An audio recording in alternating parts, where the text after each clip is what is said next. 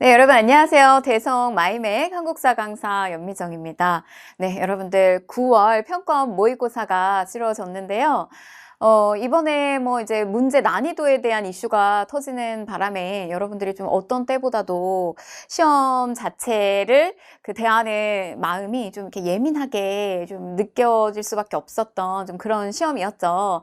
긴 시간 동안 시험 보시느라고 고생 굉장히 많이 하셨습니다. 한국사 같은 경우는 좀 어떠셨을까요? 제가 이제 올해 처음 런칭 해가지고 여러분들 첫마총 통해서 만났는데 아마 이제 그 과정 잘 학습하셨더라면 원하는 점수 충분히 나왔을 거라고 생각이 듭니다. 간단하게 총평 진행하고요. 그 다음에 우리가 이제 진짜 시험, 이 수능 시험을 위한 준비를 또 한다라는 생각으로 20문항 같이 한번 좀 해설 제가 하고 좀 풀어보고 했으면 좋겠습니다. 네, 그러면 간단하게 좀 총평 보도록 할게요. 어렵지 않았어요. 한국사는 어렵지 않았습니다. 그 2015 개정교육과정이 적용돼서 이제 근현대사 늘어나면서 난이도가 조금씩 이렇게 올라가는 그런 어떤 분위기를 띄었거든요. 문항 자체가.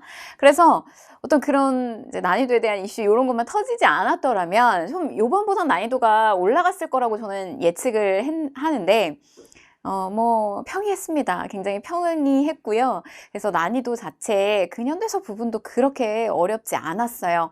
그러나 뭐 역시 공부를 안 하면 뭐 어렵고 점수 안 나오는 거는 뭐 당연한 결과고요. 전반적인 난이도 자체는 한 중정도 이렇게 보시면 되겠습니다. 뭐 시대별 이 내용 비중을 살펴보면요. 거의 고정화되어 있다라고 보시면 되는데 전근대사는 6문항 출제가 됐어요. 선사시대 신석기 문항 출제가 됐고요. 그 다음에 고대 파트에서 이제 고구려사 관련된 내용 출제가 됐고 그 다음에 고려 왕의 업적을 포함한 이제 2문항 정도 그 다음에 조선사 경제 파트 하나 정치사 파트 하나 해서 2문항 정도가 출제가 됐습니다. 근현대사 70% 넘는 비중 차지하고 있고 14문항 출제가 됐는데 우리 이제 흥선대원군 인물사로는 흥선대원군부터 출발해가지고 이제 대한제국 일제강점기 바로 이제 직전까지 국권 피탈의 과정을 보여주는 그런 부분까지 해서 5문항이 출제가 됐고요. 그리고 일제강점기 5문항 그리고 현대사도 이제 한 4문항 정도가 출제가 됐습니다. 그래서 여러분들 이제 24학년도 수능 시험에서도 이런 패턴, 요 정도의 비율로 문제는 출제된다라고 감을 잡고 가시면 되겠어요. 자, 뭐 문항의 특징을 보시면 전근대사 매우 쉬워요.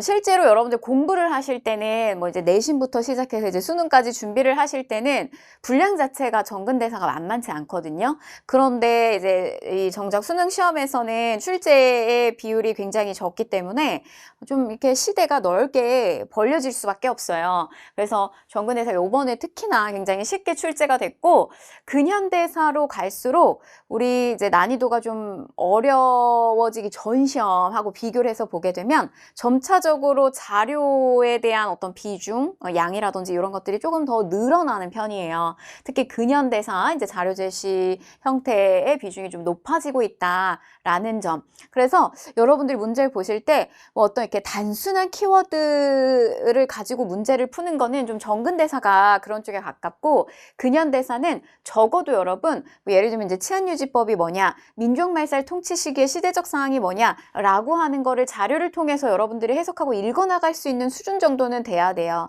그래서 그 정도 수준으로 문제가 출제가 됐습니다. 자, 그 다음에 이제 왕의 업적과 관련된 거는 뭐 단골 주제잖아요. 그래서 고려하고 조선의 왕들, 나올 만한 왕들은 거의 정해져 있어요. 그래서 고려 왕, 뭐 태조 왕건이라든지 광종이라든지 공민왕이라든지 이런 부분 여러분들 앞으로도 준비를 하셔야 되고 9월 평가원 모의고사에서는 광종이 출제가 됐습니다. 뭐 잘 출제가 되는 그런 왕이에요. 자, 그 다음에 이제 인물사로 좀 더 들어가게 되면 뭐 조선시대 이제 이성계 요거는 출제가 됐고요.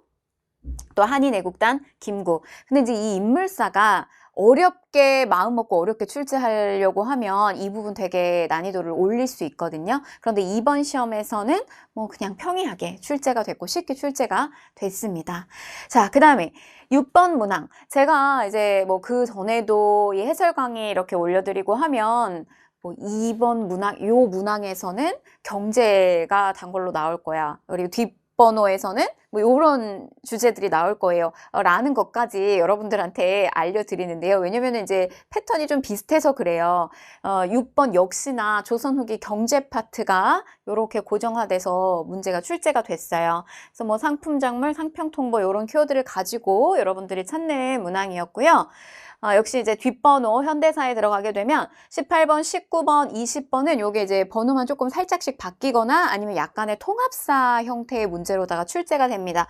그래서 18번 문제 민주화 운동, 그다음에 19번에서는 보통 이제 개헌사가 출제가 돼서 뭐가 많이 나오냐 이제 유신헌법 자주 등장하는데요. 박정희 정부의 빛과 그림자가 있다면 이제 빛에 해당되는 경제개발과 관련된 부분이 이번에는 출제가 됐어요. 근데 이제 우리가 수능에서는 이제 유신헌법 관련된 내용이 또 등장할 수가 있습니다. 충분히. 그 다음에 이제 20번 관련해서는 이제 남북관계와 관련된 남북기본합의서 요 내용이 출제가 됐다라고 하는 거. 그래서 여러분들 해설 강의만 잘 듣고 또 그 해설에 들어가 있는 이제 문항 분석만 여러분들이 잘 하셔도요, 어느 정도 점수가 나올 수가 있어요. 한국사는 그렇습니다.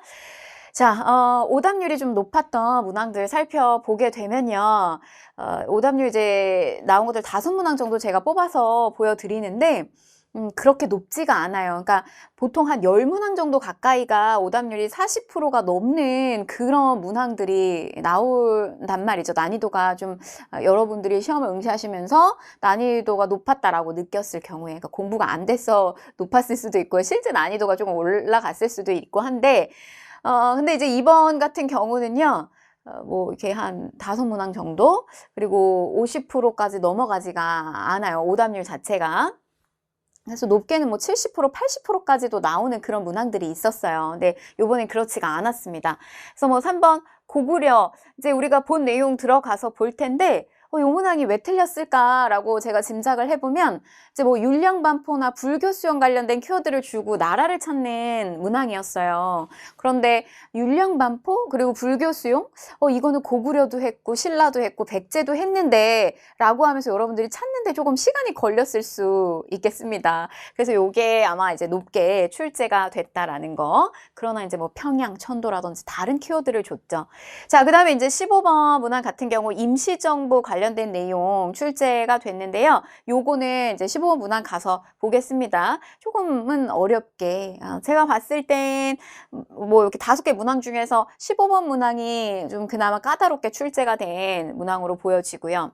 그 다음에 이제 20번 문항 남북 기본 합의서 공부가 안 된 거겠죠. 여기까지 제대로. 그 다음에 이제 7번 문항 같은 경우 이제 조미 수호 통상 조약과 관련된 부분 조약 문제 공부하셔야 되겠고, 그 다음에 8번 문항 동학농민운동부터 대한제국까지의 그 사건의 전후 관계의 순서 찾아내는 문항이었는데, 뭐 이제 이런 부분들은 여러분들이 평상시에도 한국사에서 많이 어려움을 느끼는 좀 그런 파트에 해당이 됩니다. 그러나 오답률 보시면 많이 어렵진 않았어요. 그래서 이번 시험 다들 풀만했다, 다 너무 쉬웠다 라고 친구들이 옆에서 다 그렇게 얘기하는데, 또 나만 왜 이렇게 한국사가 어렵지? 라고 느끼는 친구는 또 분명히 있습니다. 근데 공부를 안 해서 그래요, 그거는. 그래서 여러분들 이 한국사는요, 명확하잖아요. 그러니까 뭐 엄청 굉장한 이해력을 필요로 하는 것도 아니고 엄청난 암기력을 요하는 것도 사실은 아니에요. 그러니까 어떻게 보면 되게 단순히의 단순 암기거든요. 그래서 되게 정확해요. 그러니까 공부하면 바로 점수 나오고 공부 안 했다 그럼 점수 안 나오는 거예요. 근데 안 하면 안 나온다는 거예요. 요 시점부터 이제 여러분들 해도 늦지 않습니다. 미리 준비하신 분들은 당연히 안정적으로 다른 과목하고 비중을 두면서 갈 수 있겠죠. 근데 아직까지 준비가 한국사 안 됐다라고 하시는 분들은 이제 효율 학습을 하셔야 되잖아요. 길게 끌고 가지 마시고 조금 이렇게 단박에 공부를 하시는 게 좋아요. 그래서 좀 이렇게 집중적으로 몰입해서 공부하시는 게 좋습니다. 이제 지금 시점부터는요. 그래서 가지고 그동안 공부했던 거, 그거 여러 번 회독하셔도 돼요. 그렇게 끌고 가셔도 되고, 그다음에 근데 난 조금 더 정돈되고 좀 한 큐에 빠르게 빨리 한번 싹 돌려보고 싶다라고 하시는 분들은 제가 이제 요거 압축 개념 아직 안 들은 분들도 있을 테고, 그래서 이제 개념이 10강이에요. 모의고사 제가 2회분을 수록해놔서 이제 모의고사 해설 강의가 붙은 건데, 개념 10강짜리 아직 9월 달에도 10월 달까지도 요걸 천천히 이렇게 돌려보실 수 있습니다. 충분히 다른 과목 하시면서 할 수 있고요. 그 다음에 이제 9월 말이 되면 제가 요걸 전략 특강 해서 이제 2강짜리로 다시 한번 처음부터 끝까지 전체를 다 그림을 그려드리고 시험에 나올 만한 것들, 이런 것들 잘 짚어 드릴 거예요. 그래서 마무리 작업을 그렇게 진행하시면 되겠습니다. 너무 부담 갖지 않으셔도 됩니다. 한국사는요. 그래서 이제 우리 24학년도 수능 한국사는 여러분들이 난이도는 이거와 비슷하거나 아니면은 요거보다는 조금 올라갈 가능성이 있어요. 난이도가 조금 쉬웠습니다. 쉬운 편이었어요. 네, 그러면 총평 여기까지 진행하고요. 우리 이제 문항 들어가서 살펴보도록 하겠습니다. 자, 그럼 1번부터 진행해 보도록 할게요. 공부는 일단 되어 있는 상태에서 해설 강의를 들어야 여러분들 이렇게 숙지가 됩니다. 이해가 되니까요. 꼭 반드시 어느 정도는 학습을 한 상태에서 해설 강의 들으셨으면 좋겠어요. 자, 1번 보실게요. 가에 들어갈 유물로 가장 적절한 것을 골라라 라고 했는데 1번 문항에서는 선사시대 파트 한 문항 줄 겁니다. 그래서 이제 신석기냐 구석기냐 청동기냐 어떤 문항이 출제가 되느냐라고 하는 것이 관건인데 9월 평가원에서는 신석기가 출제가 됐어요. 힌트는 많이 줍니다. 그래서 농경 시작했구나, 목축 시작했습니다. 그리고 가라스는 간석기, 또 움찌 뭐 이런 키워드들 줬어요. 그러면 이 안에 들어갈 유물로 가장 적절한 것을 골라라 라고 했는데 신석기 시기 때 빗살무늬, 토기, 그래서 이렇게 밑에가 뾰족한, 왜냐하면 아직 이 시기는요 강가나 바닷가 근처에 농경이 시작되기는 했지만 어로 활동이라든지 이제 이런 것들 계속 유지하면서 끌고 가야 됐기 때문에 여기 강가나 바닷가에 머물러서 움집을 짓고 살았단 말이죠. 그래서 거기에 이제 모래사장에 이렇게 꽂는 밑이 뾰족한 빗살이 새겨져 있는 토기, 요게 정답이 1번이 되겠습니다.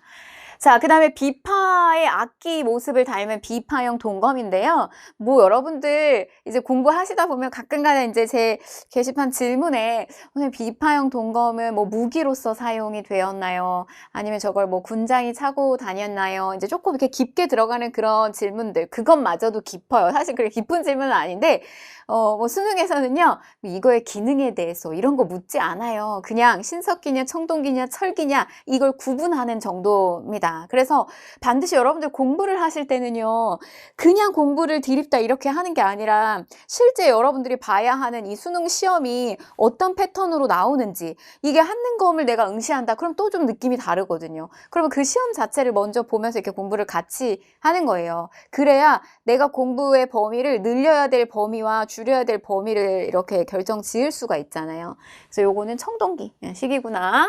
말이 길었어요. 청동기.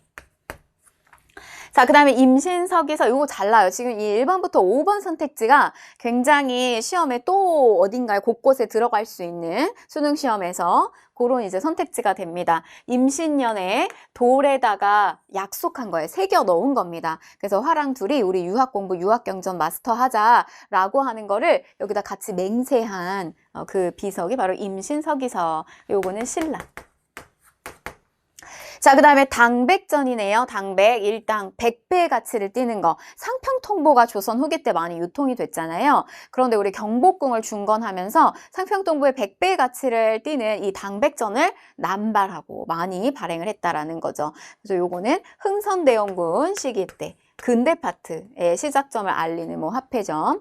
자, 그 다음에 이제 5번을 보시면 삼국유사입니다. 요것도 잘 나와요. 삼국유사가 있고요. 그 다음에 삼국 사기가 있죠. 이거 둘 다 언제? 삼국에 대한 이야기는 그 다음 시대에서 이 기록을 남긴 거예요. 어디에서? 고려시대 때 남긴 겁니다. 그래서 고려 전반기에 김부식, 그 다음에 고려 후반기에 승려 이련이 남긴 삼국유사라는 거. 자, 그런데 있다 뭐가 있다? 여기에는 단군신화에 대한 기록이 있고요. 여기에는 삼국사기 유학자였던 김부식이 썼던 삼국사기에서는 그런 기이하고 신이한 이야기 안 씁니다. 그래서 여기서 없다는 거. 뭐 이런 것들 특징적으로. 근데 뭐 이제 쉽게 나옵니다. 정군대사 파트 보니까요. 너무 쉽게 나와서 자, 1번. 삼국 유사와 삼국 사기라고 하는 책이 있구나라는 거 정도. 자, 그 다음에 2번. 다음 가상대화에서 밑줄 친 단판. 이 단판이 끼친 영향으로 가장 적절한 것을 골라라라고 3점짜리로 줬는데요. 한국사는 3점 별로 의미가 없어요. 그냥 골고루 공부하시면 됩니다. 자, 거란장수 거란이 나왔네요. 소송령하고 단판을 지었다. 그럼 뭐밖에 없어요. 서희의 단판이구나. 그래서 고려시대와 관련된 문제가 2번 문항으로 배치가 됐고, 그래서 이제 거여몽, 홍건적, 왜구, 그래서 고려의 외침. 그래서 거란 잘 나오고요. 여진과 관련해서는 선택지로 윤관의 별무반, 뭐 이런 것들 선택지로 잘 나오고요. 그 다음에 이제 몽골의 침입과 관련해서는 단골 문항, 완성형의 문항으로 출제가 잘 됩니다. 이제 그런 것들 제가 이제 해설하면서 여러분들 알려드리니까 이제 요런 느낌으로 수능은 준비하면 되겠구나. 더 이렇게 효율적으로 준비하면 되겠구나. 이렇게 생각하시면 되겠어요. 자, 1번. 후 삼국이 통일이 되었다라고 했는데, 이제 후 고구려, 후 백제, 신라, 통일한 거. 이거는 이제 나말, 신라말. 신라 말의 상황이구나. 나말, 여초, 고려초. 자, 그 다음에 2번. 고려가 되는 거죠. 통일이 돼서. 그 다음에 이제 대가야가 병합되었다. 요것도 단골 선택지에 아주 잘 등장을 하죠. 그래서 대가야는 신라, 진흥왕. 자, 그리고 한성조약이 체결되었다. 근대사의 선택지가 여기 같이 끼어 들어왔어요. 그래서 한성과 텐진조약 맺어졌던 거, 요거는 갑신정변 상황이고요. 자, 4번. 사비천도가 단행이 되었다. 여러분들 전근대사 파트에서 하나 정리를 해야 되는 거 수도천도와 관련된 거. 각 나라마다 수도천도와 관련된 거 꼭꼭 하셔야 돼요. 그래서 특히 백제 같은 경우는 수도천도가 굉장히 많이 이루어졌죠. 그래서 웅진에서 마지막에 사비. 맨 처음에 한강유역에 자리를 잡잖아요. 그래서 한성유역에 자리를 잡았는데 웅진으로다가 쫓겨 내려갔죠. 위에서 누가 밀고 내려와서? 장수왕. 밀고 내려와서 쫓겨 내려가게 됩니다. 그래서 웅진으로 밀렸다가 여기 너무 급하게 옮기는 바람에 수도에 적합하지 않아. 그래서 사비 넓은 땅으로 성왕 시기 때 가게 됩니다. 백제, 성왕. 자, 5번. 강동 육주 지역이 확보가 되었다. 그렇죠. 그래서 서희의 단판을 통해서 손에 피 묻히지 않고 강가 동쪽 압록강에 이렇게 우리 토끼 이렇게 앞머리라고 생각을 하면요. 압록강의 동쪽 일대에 강동 육주 지역이 확보됩니다. 그래서 정답은 5번 이렇게 되는 거죠. 자, 3번 문항 볼게요. 자, 가 국가에 대한 설명으로 옳은 것을 골라라. 이게 오답률이 1위로 나왔습니다. 지금 보시면요. 삼국사기 삼국의 내용이고요. 전진으로부터 불교를 수용하였다. 그 다음에 율령을 반포하였다. 근데 이거는 고구려도 있고 신라도 있고 백제도 있는데 여기서부터 이제 막 헷갈리기 시작하는 거예요. 근데 이거 이제 저랑 천마총 강에서 제가 뭐라고 했냐면 아버지의 원수를 이 복수를 불태워 이 원통할 왕이 하나 있었잖아요. 고구려의 원통하나 고구 원왕. 그래가지고 이 고구려의 나라가 휘청휘청 했을 때 그의 아들 이성적인 이 아들이 다시 체제의 기반을 싹 다 마련했단 말이에요. 누가? 소수리가. 그래서 복수를 불태율 이렇게 알려드렸거든요. 근데 이제 정답이 이렇게 딱 드러나요. 태학을 설립하였다. 이렇게. 그래서 요거 불교 수용, 그 다음에 태학 설립, 그 다음에 율령 반포까지 해가지고 체제 정비했다라는 거. 이렇게. 근데 요거 이제 힌트를 요걸 하나를 더 줬잖아요. 평양으로 도읍을 옮겼다. 백제 도성을 함락시켰다. 그렇죠. 요렇게. 요거는 뭐예요? 요거는 장수왕에 해당이 되는 거죠. 요거는 소수리왕. 자, 1번. 왕건이 건국하였다라고 했는데 요거는 고려에 해당이 되는 거. 자, 그 다음에 3번. 골품제를 시행하였다라고 했어요. 요것도 아주 잘 나오는 선택지. 신라. 이거 뭐 무조건 들어간다고 보시면 돼요. 시험에. 자, 그 다음에 4번. 간도협약을 체결하였다라고 했어요. 요거는 이제 일제강점기로 들어가기 직전에 우리가 외교권을 박탈했을 이후에 1909년에 일본하고 청나라하고 그래서 넘겨주죠. 간도. 자, 그리고 군국기묵처를 설치하였다라고 했습니다. 요거는 가보개혁 때. 가보 1차에서만 보여진다는 거 조금 까다롭게 나오면 그래서 정답은 이렇게 2번이 되겠습니다. 그러니까 근현대사 부분에 대한 난이도가 조금 더 올라갈 걸로 저는 생각을 했거든요. 근데 이게 뚜껑을 이제 9월 평가 모의고사 뚜껑을 여니까 이제 그렇지 않았단 말이에요. 근데 이제 수능은 요거보다 조금 올라갈 수도 있어요. 그래서 어떤 조약의 문제라든지 그다음에 군국기무처라든지 이런 기구가 어느 시점에 나온다든지 조금 공부를 하셔야 됩니다. 자기가 이제 목표로 하는 그 등급, 한국사의 등급이 너무 아슬아슬하다라고 하면 공부를 하셔야 돼요.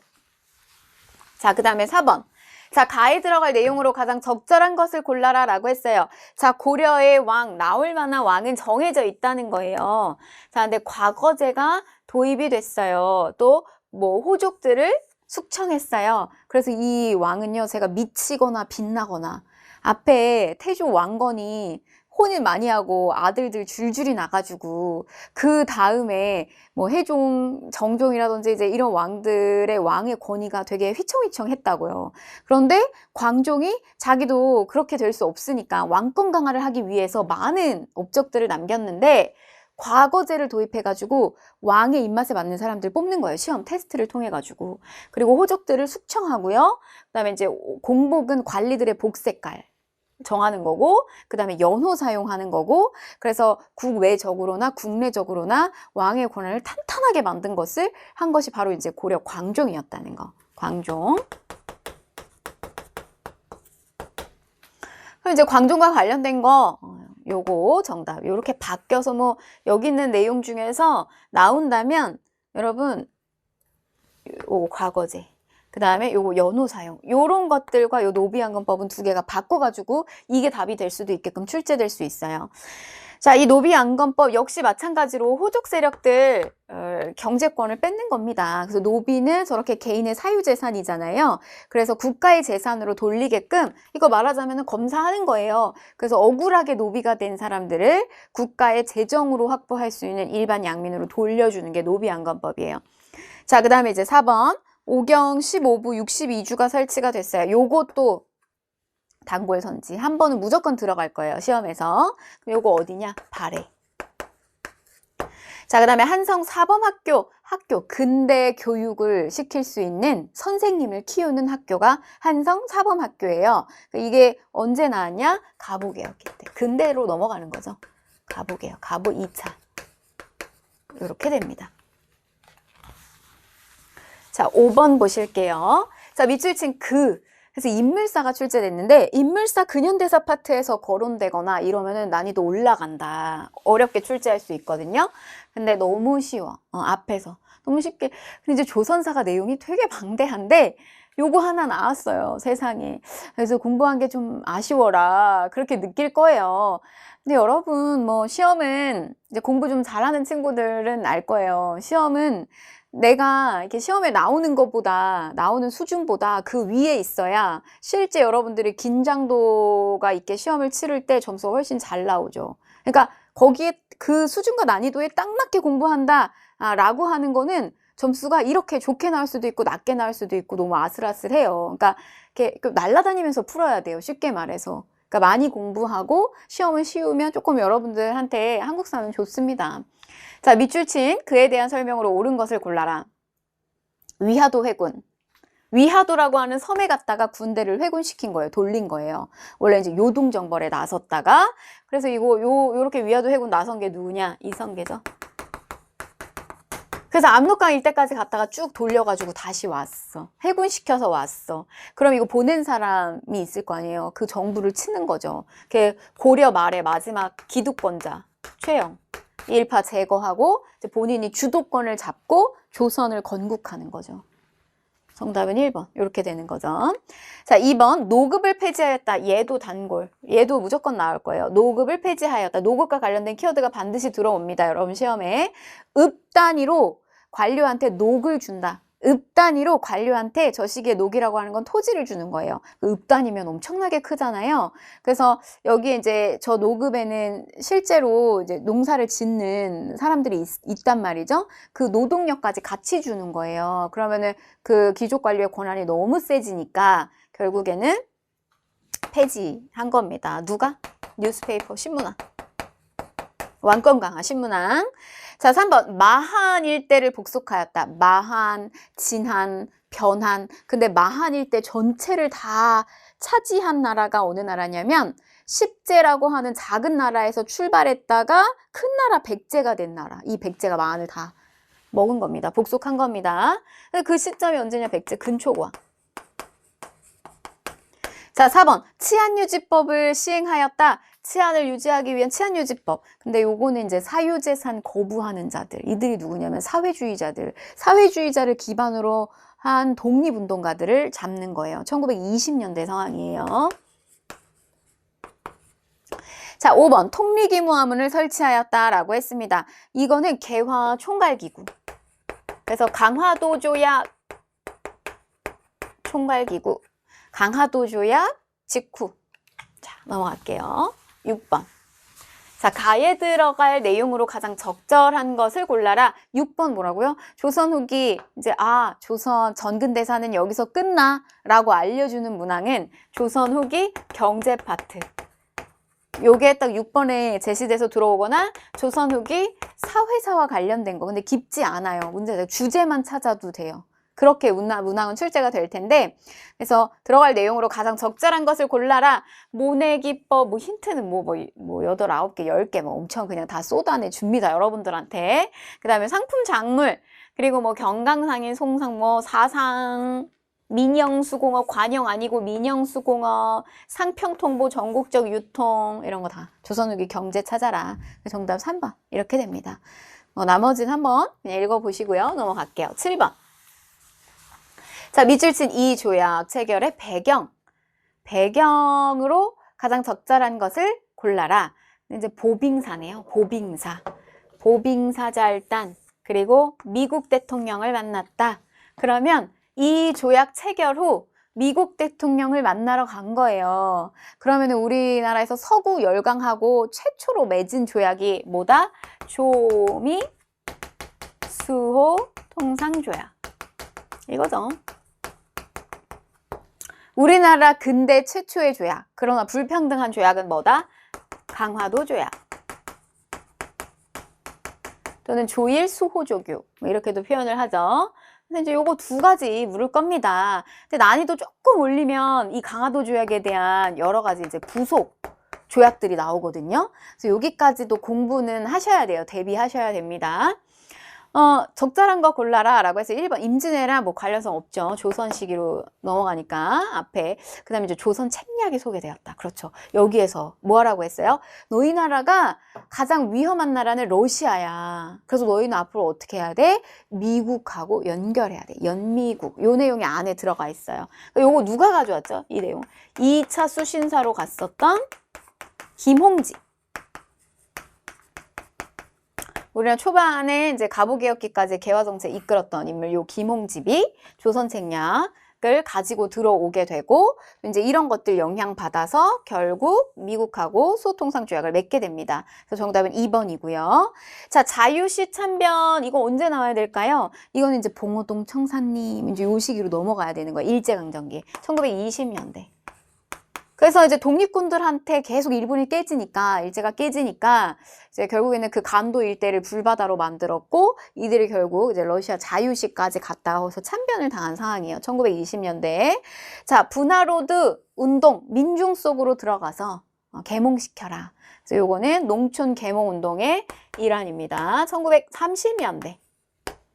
그 다음에 정동행성 이문소가 폐지되었다라고 했어요. 동쪽을 정벌하는 거, 기구, 정동행성. 네, 거기 이제 사법기구인데, 이게 이제 몽골 침략하고 나서 원간섭기 때, 이들의 몽골의 목표는 고려 넘어섰다. 그 다음에 이제 일본을 침략하는 건데, 거기 이제 정동행성을 이제 설치해가지고, 거기를 침략하려고 했지만 결국에는 실패하죠.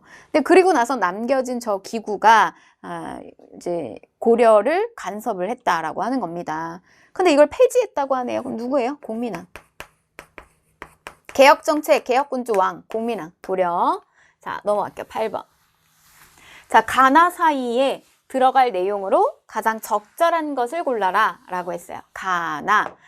일본이 경복궁을 침범하자 전봉주는 반침략의 기차를 다시 봉기하였다. 우금치 전투에서 패배하였다. 이게 마지막 전투죠. 우금치 전투. 여기 사진도 그대로 이제 만화로 실었고, 그런데 이제 날을 보니까 경운궁으로 돌아온 후 고종은 국가의 위상을 강화하고자 하였다. 광무, 연호를 광무, 그리고 황제즉위식을 거행하였다. 그리고 나서 대한제국을 선포한 거죠. 그리고 여기는 동학이에요. 그럼 이 안에 들어갈 게 뭐가 있을까라고 찾아보게 되면 아관파천이 단행되었다 라고 했어요. 이제 러시아 공사관으로 몸을 피신을 했죠. 근데 이제 여기 앞에서는 이제 뭐 별의별 일들이 굉장히 많이 일어나게 되는데, 지금 나라를 다시 이제 어딘가로 갔다가 경운궁으로 돌아와가지고 나라를 제국이라고 선포를 한 거예요. 우리를 더 부강하게 만들기 위해서. 근데 여기 앞에 그럼 어떤 일이 벌어진 거예요? 러시아 공사관으로 잠깐 몸을 피신했잖아요. 근데 그 이유가 뭐예요? 앞으로 이렇게 거꾸로 들어가게 되면은 앞에 명성황후 시해 사건, 을미사변이 발생을 하게 됐다라고 하는 거죠. 여기 정답은 1번. 이렇게 됩니다. 근데 이제 안에 들어간 내용이요. 만약에 여기 안에 들어간 내용을 조금 이렇게 촘촘하게 문제를 출제했으면 요거는 좀 어렵죠. 근데 이게 아니라 이제 내용이 뭐 쌍성총관부, 이거는 몽골 침입기, 원간섭기, 그 다음에 3번 강화도 조약이 체결되었다. 앞에 흥선대원군 처음 초창기 상황으로 넘어가죠. 흥선대원군 하야 후에. 그 다음에 이제 4번 보시면 홍경래에 난이 발생하였다라고 했는데 요건 조선 후기 상황이 되겠고, 그 다음에 암태도 소작쟁이, 노동쟁이 이런 것들은 사회주의 본격적으로 우리나라에 유입되면서 이런 일들 많이 벌어지거든요. 이건 1920년대 초반 상황. 그래서 시기가 이렇게 멀리 떨어져 있어요. 그래서 여러분들이 순서 사건 나열을 좀 어려워하시는데, 우리 수능 한국사에서는 사건 나열 순서 제시형이 그렇게 어렵게 출제되는 편은 아니에요. 굉장히 쉽습니다. 정답 1번 이렇게 찾아가시면 돼요. 자, 그 다음에 9번. 자, 밑줄 친 사건에 대한 설명으로 옳은 것을 골라라 라고 했어요. 안국역에서 내려가지고 어디로? 우정총국. 그럼 답 나오죠, 여러분? 우정총국, 우체국, 오늘날 우체국 축하연 때, 개국 축하연 때 이 정변을 단행을 하게 됩니다. 누가? 급진, 개화파가. 급진, 개화파가. 그러면 요거 갑신정변이죠. 자, 그런데 이제 여러분 이 근대사에서 초창기 때 이게 개화로 가는 그런 진통이잖아요. 우리나라의 진통이죠. 막 이렇게 개화를 하려고 하는데 한쪽에서는 개화를 적극적으로 추진하려고 하는 쪽이 세력이 있었고, 그런데 또 그거에 대해서 반대하는, 혜택을 받지 못하는 반대하는 세력들이 또 있었고, 그 다음에 또 한편으로는 개화는 하긴 해야 되는데 천천히 가야 된다. 아니다, 조금 일본을 모델 삼아서 빠르고 더 개혁적으로 급진적으로 가야 된다. 이제 이렇게 다 나뉘어지잖아요. 이모군란 사건이 일어나고 갑신정변. 근데 적어도 여러분들이 이모군란 끝나고 난 다음에 치러지게 되는 두 개의 조약, 제물포, 조청상민 수륙무역장정. 갑신정변 끝나고 나서 맺어지는 텐진 한성조약. 이렇게는 구분은 할 수 있어야 되는 거. 그리고 이모군란이 일어났다. 근데 이거를 누가? 청군이 진압하는 데 도움을 주죠. 갑신정변이 일어났어. 급진개화 세력들이 주도해서. 근데 이걸 또 진압하는데 누가? 청군이. 근데 우리나라 항구의 문을 처음으로 누구한테 열었어요? 강화도 조약, 일본. 이렇게 되잖아요. 그러면 이제 얘네 둘이 어떻게 해야 되는 거예요? 조선을 두고 싸울 수밖에 없는 이런 구조로 가게 되는 거죠. 그다음에 요거는 1번. 자, 2번. 공인. 이 별표. 이거 별표. 이거 나올 거예요, 여러분. 공인. 근데 이거는 누구 짝꿍이냐? 얘 짝꿍이에요. 대동법 실시하게 되면서. 대동법을 실시하게 되면서 나오는 짝꿍이 공인입니다. 그냥 간단하게 설명하면 대동법은 특산물을 현물 대신에 화폐나 쌀로 내는 걸로 바꿨어요. 그래서 화폐랑 쌀을 납부하게 되면은 그걸 가지고 이 공인이라고 하는 존재가 이제 대량으로 국가에 필요한 물품을 사는 거죠. 이렇게 짝꿍. 그럼 얘의 짝꿍 누구예요? 이렇게 짝꿍? 광해군. 이렇게. 요거 세 개가 짝꿍이라고요. 그래서 제가 이거 막 그림으로 광대가 공놀이 하는 거. 광대공, 광대공, 광대공. 이렇게 또 나올 거예요. 자, 그 다음에 3번. 수선사 결사가 재창되는 원인이 되었다라고 했습니다. 요거는 진울, 불교, 뭐 혁신운동이에요. 자, 그 다음에 4번. 50총선. 이게 현대사로 들어가네요. 현대사 멀리 떨어지죠. 자, 그 다음에 5번. 국가재건 최고회의가 설치가 되는 계기가 되었다. 이게 이제 최고기구가 되는데 요거는 이제 5.16 군사정변, 그러니까 박정희 시기 넘어가죠. 1번. 자, 10번. 자, 가운동에 대한 설명으로 옳은 것을 골라라. 뭐 이것도 경제와 관련된 문항이 출제된다라고 하면 이걸 굳이 경제 파트로 나누자면 첫 번째 조선 후기 경제, 그 다음에 두 번째 국채보상운동. 요거 잘 나와요. 보면 이제 국민의 성금을 모아서 일본에 진 그 국채, 빚을 갚고자 김광재, 서상돈 등의 제의로 인해서 어디에서 시작? 대구에서. 지역사. 대구에서 시작이 되었다. 평양 들어가면 물산장이요. 이렇게. 요거는 국채보상운동. 자, 그런데 이제 저런 일본에 대응하기 위한 우리의 이제 국채보상운동을 누가 지원을 해주냐면 요거 항상 답의 선지로 들어갈 거니까 꼭꼭 요거는 연결해서 공부할 것. 이게 답이 될 거예요. 대한매일신보 영국인 배대리 운영을 했기 때문에 우리가 조금 더 항일의 논조를 많이 띌 수가 있었어요. 적극적으로 할 수 있었죠. 언론의 지원을 받게 됐습니다. 자, 그 다음에 이제 1번 보시면 집강소를 설치하였다라고 했는데 요건 동학과 관련이 있죠. 서경, 묘청. YH 무역사건, 이게 일어난 거. 이 YH 무역사건이 일어나게 된 건 이거는 유신 체제의 끝. 유신 체제의 끝이다. 이렇게 생각하시면 되겠고, 유신 체제의 끝. 5번, 미소 공동위원회가 개최되는 결과를 가지고 왔다라고 했는데, 요거는 이제 해방 이후에 대한민국 수립과정과, 대한민국 정부 수립과정과 관련된 내용이잖아요. 그래서 그 출발이 뭐예요? 모스크바 삼국 외상회의. 이게 출발이 되죠. 여기서 나온 거 신탁통치안, 미소공동위원회 이제 이런 것들 넘어갈게요. 11번. 자, 가단체에 대한 탐구활동으로 가장 적절한 것을 골라라 라고 했습니다. 내용을 보면요. 안창호 선생이 양기탁 등이 창립을 하였다. 그리고요. 공화정 요거 수립을 지향한 비밀 결사고요. 그런데 이제 저거를 구체화시켜서 실현시킨 조직체가 공화정 실현시킨 조직체가 이제 대한민국 임시정부가 이제 탄생이 되죠. 태극서관과 자기회사. 그래서 겉으로 봤을 때는 뭐 이게 회사고, 그 다음에 이제 뭐 도서관 같은 식으로 이렇게 실력을 키우는 교육기관이 막 보여지고 이렇게 보이는데 이 단체는 그런 애국개몽 운동이 가지고 있었던 한계를 보완시키고 있어요. 그래서 만주에 이제 독립군들을 양성하는 신흥 강습소 같은 것들, 이런 것들을 마련하는데도 이 단체가 기여를 하죠. 이게 뭐예요? 신민회. 백성과 국가 새롭게 하라. 신민회. 근데 이게 바로 우리가 일제강점기로 넘어가는 1911년에 105인 사건, 105명을 잡아들이게 되면서 신민회는 해산이 됩니다. 자, 1번 도병마사. 여기서 도병마사 나오면 안 되죠. 고려의 국방회의기구. 전혀 안 맞고 뭔지 몰라도 여러분들이 제낄 수 있죠. 제가회의, 이게 웬 말이에요. 뭐 이런 거는 지금은 절대 안 되죠. 뭐 고구려, 이거는 뭐 앞으로 들어가야 되는 거고. 대성학교, 이겁니다. 대성학교, 오산학교. 그래서 겉으로 보면 실력을 키우는 교육기관 뭐 이런 것들 만든 것처럼 보인다는 거. 두 가지를 다 했던 거죠. 실제로 직접 그 무장 훈련과 그다음에 실력을 키우는 거. 두 가지를 한 거죠. 자, 4번. 탕평 정치의 추진 배경을 살펴본다 라고 했어요. 영정조. 그다음에 5번. 조사시찰단의 파견 이유를 알아본다. 우리가 강화도 조약 맺고 난 다음에 일본에 가는 거. 조사시찰단. 근데 뭐 많이 그 반대에도 부딪혀가지고 신사유람단 이렇게 비밀리에 가기도 하고 했습니다. 시찰하러. 자, 12번. 자, 가 단체에 대한 설명으로 옳은 것을 골라라. 이거는 일제강점기에 어떤 중요한 어떤 정치사적 흐름으로 볼 수도 있지만 어떻게 보면은 요거는 이제 많은 그런 대중적인 운동, 사회 파트에 해당되는 부분이기도 해요. 요 주제는.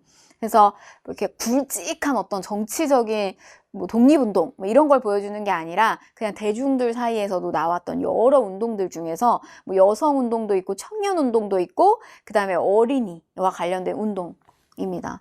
그래서 이 단체는 뭐냐, 요거는 어린이를 존중해 주세요, 존귀해 주세요, 존대해 주세요. 어린이날 제정했던 거. 이거 어디서 추진했죠? 천도교에서 기반으로 해서 소년회 이렇게 주축이 됩니다. 자, 그러면 골라라.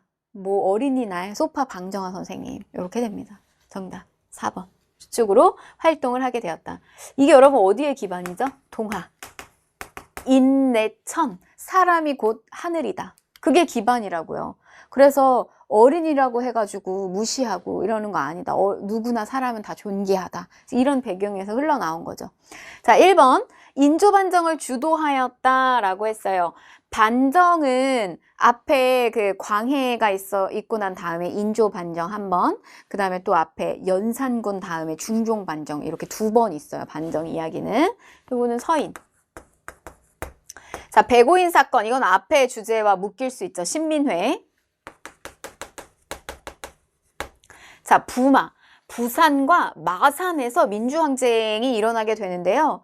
이거는 김영삼, 그 당시 신민당 총재였던 김영삼의 어떤 그 표밭, 고향이라고 보시면 되겠어요.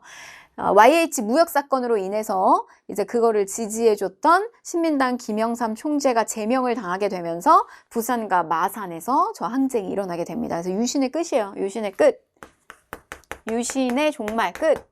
자, 5번. 조선혁명선언을 활동 지침으로 삼았다라고 했죠. 신채호 선생님이 쓰신 거고, 의열단의 활동 지침. 자, 13번. 자, 밑줄 친 나에 대한 설명으로 옳은 것을 골라라. 인물상 나온 거고요. 아주 쉽게 출제됐어요. 뭐 여기 있잖아요. 한인애국단 결성. 한인애국단 결성을 주도한 나는 여기서 끝나야 돼요. 이봉창 보냈고 또 윤봉길 군을 보냈다. 김구 선생님이죠. 자, 1번 별무반 편성을 하였다. 이거 윤관의 별무반. 그래서 여진을 치기 위해서 기병을 강화한 게 별무반이고요. 그 다음에 유경공원을 설립하였다라고 했는데 요거는 근대식 공립 최초의 근대 공립학교. 그 다음에 시무 28조를 건의했어요. 그래서 저만 따라오세요. 저 따라오면 이게 이기는 길이에요. 누구예요? 최승로. 승로. 짝꿍 누구예요? 최승로의 짝꿍. 그래서 요게 건의를 받아서 성종 이렇게. 자, 4번. 전국 각지에 화의를 배척하는 척합의를 건립하였다. 흥선대원군. 자, 대한민국 임시정부에서 활동하였다. 정답은 5번. 이렇게 됩니다. 자, 다음 14번. 자, 가에 들어갈 내용으로 가장 적절한 것을 골라라 라고 했는데 여러분들 여기서 끝나야 돼요. 순종의 장래일. 근데 고종의 장래일. 이때 일어났던 게 뭐예요? 3.1 만세운동. 그래서 우리 또 한 번 거족적인 이 운동을 벌이자. 만세운동을 한 번 더 해보자 라고 미리 계획을 하죠. 그런데 사람들을 많이 모아야 되는 게 관건이잖아요. 그래서 이제 그 날짜를 순종의 장래일로 잡은 거란 말이에요. 그래서 이때 계획했었던 사람들, 사회주의자 계열들, 민족주의자 계열들, 근데 이쪽이 잡혀가요. 미리 발각이 됩니다. 뭐 일제는 가만히 있었겠어요. 이때 또 뭔가 일어날 것 같다. 이런 느낌이 조짐이 예측이 됐겠죠. 3.1 만세운동이 벌어지고 했으니까. 그래가지고 이들 잡아들이고 하니까 이제 나중에는 학생단체 이들이 주축이 돼가지고 민족주의자와 이제 같이 좀 유지가 되지만 뭐 그렇게 뭐 3.1 만세운동만큼 크게 확산이 되지는 않습니다. 자, 그러나 가능성을 봤다. 이쪽 계열과 민족주의자 계열이 같이 연합해서 우리가 해볼 수 있겠구나 라고 하는 가능성을 봐요. 그래서 이제 요 일이 벌어지고 난 다음에 탄생되는 단체가 뭐예요? 신간회. 이렇게까지 공부하셔야 돼요. 그래서 60만세 운동, 신간회. 그래서 이게 조직돼가지고 뭐를? 광주 학생 항일운동을 또 지원을 해주죠. 흐름이. 자, 그럼 가에 들어갈 거, 뭐 이거는 뭐 찾는 거는 쉬우니까 2번 이렇게 됩니다. 자, 1번 원산 노동자 총파업이거든요. 이거 노동쟁이에요. 그래서 1920년대 후반 1929년 뭐 정확히 연도는 그렇지만 20년대 후반. 자, 3번 국민대표회의의 배경, 이거는 임정의 위기, 임시정부의 위기입니다. 그래서 회의를 열어요. 임시정부 어떻게 할 것이냐, 창조, 갈아엎자, 다시 만들자 뭔가, 그 다음에 개조, 고치자, 뭐 이제 이런 식의 흐름이 나오다가 결국에는 다 이탈되고 김구 선생님 끌고 가시죠. 자, 임술농민 봉기, 요거는 조선 후기. 그 다음에 정전 휴전협정 체결의 결과, 뭐 이거 6.25, 뭐 이렇게 돼서. 자, 15번. 요 문항이 조금 어려웠어요. 자, 밑줄 친 이 단체. 근데 이것도 제가 천마총에서 뭐 다 얘기했던 거, 다 뭐 이 흐름까지도 막 다 얘기했는데, 여운형 선생님. 1차 세계대전 딱 끝나고 난 다음에 파리강화 회의가 열렸을 때 거기에 딱 특사를 보내가지고 우리의 상황을 알릴 수 있는 그 기회가 좋은 기회다. 그래서 이거를 아주 어떤 정치적인 흐름을 잘 읽고 당시 이제 외국어의 언어 능력이 굉장히 좋았던 김규식 선생님을 파리강화 회의에 딱 보냈다라고 하는 거예요. 이때 많은 단체들이 거기에 이제 보냈는데 사실 이제 미리 준비하고 있었던 이 여운형 선생님, 김규식 선생님이 제 어떤 그 시점에 당도를 했다라고 하는 거죠. 그래서 외교 활동을 이제 적극적으로 활발하게 펼칩니다. 김규식 선생님이요. 이 단체 맨 처음에 신생단체, 요게 신한청년단, 신한청년단 상하이에서 이렇게 됩니다. 그러면은 파리강화 회의의 대표를 파견하였다. 이렇게 보시면 되겠고, 1번 만민공동회를 개최하였다. 독립협회죠. 만민공동회, 독립협회. 황무지 개간권 요구를 저지하였다. 보완회. 동학교조의 신원, 원통함을 풀어주세요. 신원운동을 전개하였다. 동학이죠, 동학. 고종의 강제퇴위 반대운동으로 해산되었다. 요거는 별표. 요거는 잘 나와요. 대한 무조건 나온다라고 하는 거. 대한 사광의 해산 원인. 고종 강제퇴위 반대운동. 자, 16번.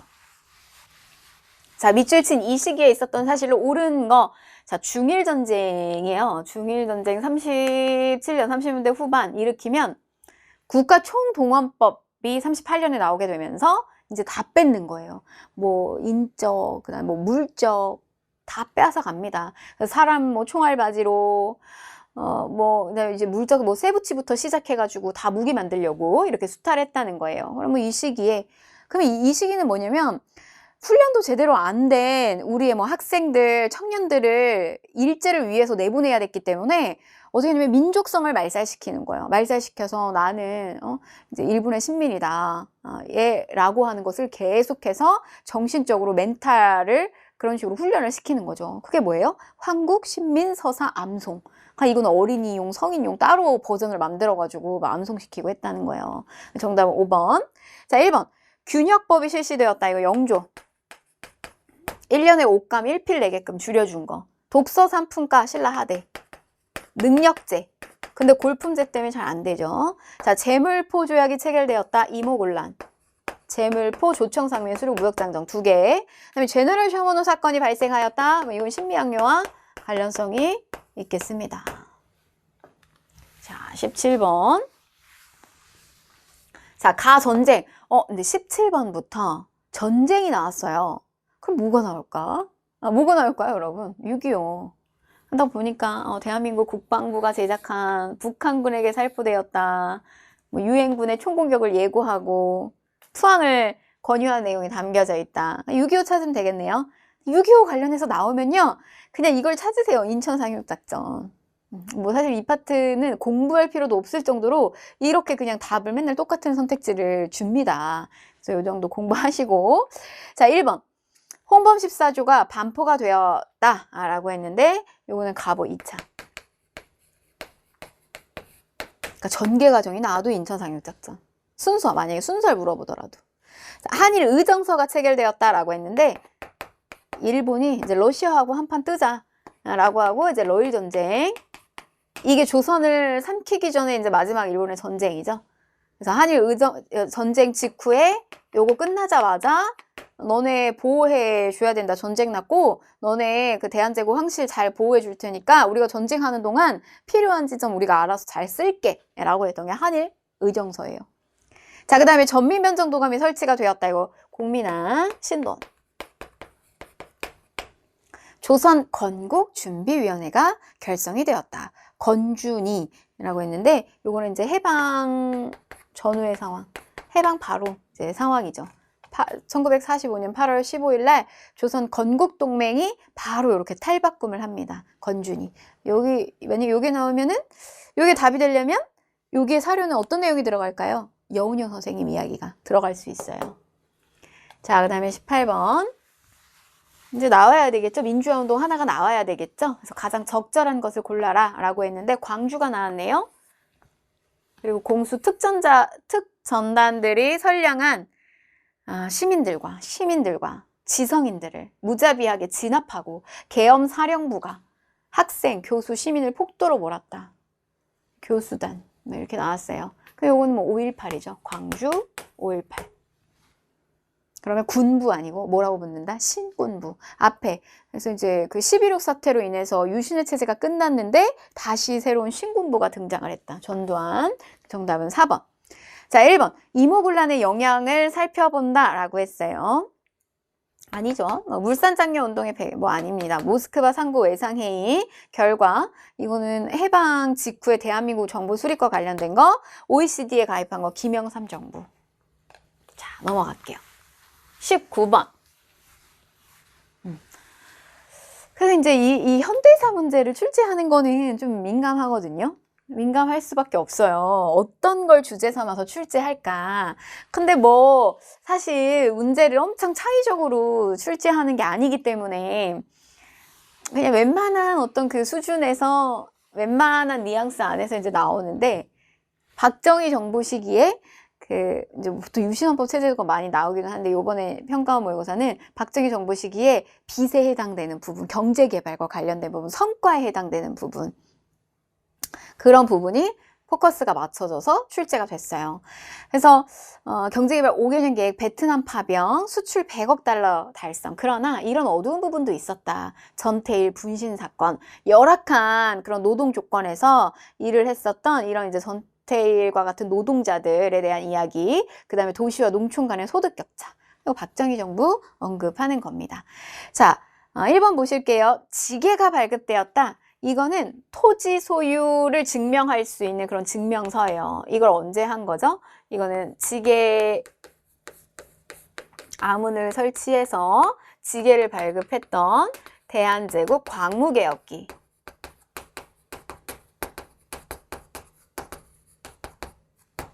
자, 2번 선택지 제헌헌법이 제정되었다. 처음으로 헌법을 만들었어요. 이게 언제냐? 48년 제헌절이 언제예요? 7월 17일. 자, 다음에 3번. 새마을운동이 시작되었다. 그렇죠. 이제 농촌도 도시만큼 근대화시키는 겁니다. 정답은 3번. 현대화시키는 거죠.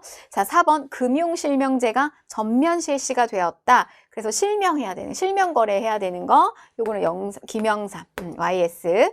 그 다음에 동양척식 주식회사. 여러분들이 머릿속에는 조선총독부 동양척식 주식회사. 이게 이제 일제강점기의 모습으로 떠올리시면 좋고요. 조금 디테일하게 들어가게 되면 저 동척은 일제강점기 1910년 일제강점기가 되기 전에 사실은 설립이 돼요. 1908년에 이미 설립이 돼가지고 준비하고 있었어요. 우리나라의 뭐 경제를 약탈하기 위한 준비가 이미 병합되기 전에 되어 있었습니다. 자, 20번. 밑줄 합의서를 채택한 시기를 연표해서 옳게 골라라 라고 했는데 남북 고위급 회담을 시작으로 해서 합의된 합의서. 그럼 이미 사실 여기에서 나오거든요. 고위급 회담이 만났고 합의서가 나왔다. 기본 합의서가 나오는데 뭐 이렇게 내용을 보면 석 달 전 유엔에 동시 가입을 했고 이에 합의했다라고 하면은 여기 이제 기본 합의서 유엔 동시 가입 전부 노태우 정부 시기 때 있었던 내용 확인할 수 있어요. 11.6 사태. 박정희 대통령 사망한 사건이고요. 6.29 민주화 선언은 이제 여기 전두환 정부 시기로 들어와서 6월 민주항쟁 끝에 우리에게 온 선물이죠. 그래서 대통령을 직선제할 수 있게 됐던, 대통령은 단임에 5년 할 수 있었던 요 6.29 민주화 선언을 하게 됩니다. 그리고 나서 전두환 누가 대통령이 됐냐? 야당이 제대로 단합을 못 해가지고 결국에는 노태우가 다시 직선제를 통해서 당선이 됩니다. 그래서 노태우 정부 시기 때 어쨌든 그 군인 출신이기는 하지만 시대적인 분위기를 잘 반영했던 대통령이에요. 그래서 여러 가지 것들이 많이 나왔는데 특히 북한하고의 관계에 있어서도 좀 이렇게 진일보한 모습이 많이 보여집니다. 그리고 6.15 남북 공동선언 나오게 되는데 이건 이제 김대중 정부 최초의 정상회담이죠. 정답은 이렇게 됩니다. 네, 이렇게 해가지고요.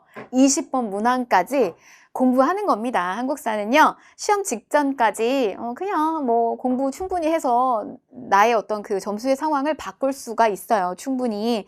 공부 또 잘 하시고, 또 저랑은 조금은 어떤 그 가까운 시간 내에서는 이제 그 마지막 전략 특강 2강짜리에서 좀 만나 뵀으면 좋겠고요.